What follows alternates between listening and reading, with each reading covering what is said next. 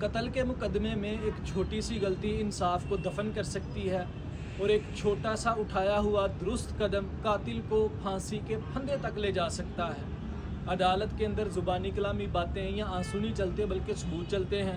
اس لیے اگر آپ چاہتے ہیں کہ قاتل کو کوئی چیز بھی سزا سے نہ بچا سکے تو 4 چیزیں ایسی ہیں جن کو آپ نے فولاد کی طرح مضبوط رکھنا ہے۔ سب سے پہلی چیز چشمدید گواہان ہے۔ ایف آئی آر کے اندر ان گواہان کو رکھا جائے جنہوں نے وقوع اپنی آنکھوں سے ہوتے ہوئے دیکھا، جنہوں نے قاتل کو اپنی آنکھوں سے دیکھا۔ اس کا فائدہ کیا ہے؟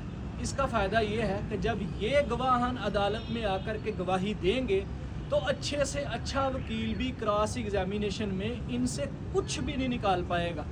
70-80% یہ آپ کے موقف کی تائید و تصدیق کریں گے، ایف آئی آر کو انڈورس کریں گے، کیس مضبوط ہوگا۔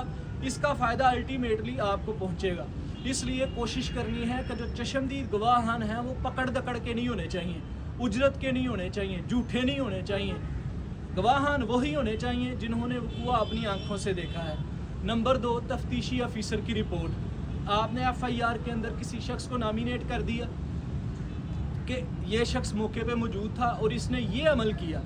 تفتیشی افیسر نے انویسٹیگیشن کی، انویسٹیگیشن میں اس شخص کو انوسنٹ ڈکلیئر کر دیا اور یہ لکھ دیا کہ اس کے خلاف ہمیں ثبوت میسر نہیں ہو سکے، اس لیے یہ انوسنٹ ہے۔ دیکھیے پولیس جو ہے، ہمارا پولیس کے بارے میں موقف یہ ہے کہ پولیس 2 نمبری کرتی ہے، مانتا ہوں میں کرتی ہے، لیکن قتل کے مقدمات کے اندر یہ بھی دیکھا گیا ہے کہ پولیس کے 2 نمبری کرنے کے چانسز بہت کم ہوتے ہیں۔ یہ میں نے خود دیکھا ہے۔ اگر پولیس کسی معاملے میں 2 نمبری کرتی بھی ہے تو بہت شاذ و نادر ہے۔ اکثر اوقات جو گناہ گار ہے، گلٹی ہے، اس کو گلٹی ڈکلیئر کر دیا جاتا ہے، جو انوسنٹ ہے اسے انوسنٹ ڈکلیئر کر دیا جاتا ہے۔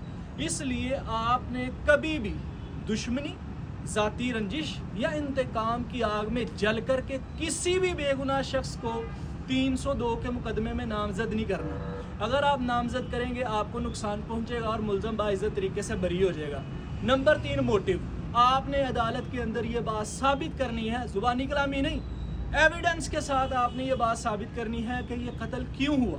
اس کے پیچھے پیسے کا معاملہ تھا، اس کے پیچھے زمین کے معاملات تھے، یا پھر اس کے پیچھے کوئی لڑائی جھگڑا تھا جو اس سے پہلے ہو چکا تھا۔ آپ نے ثبوتوں کے ساتھ اس چیز کو ثابت کرنا ہے۔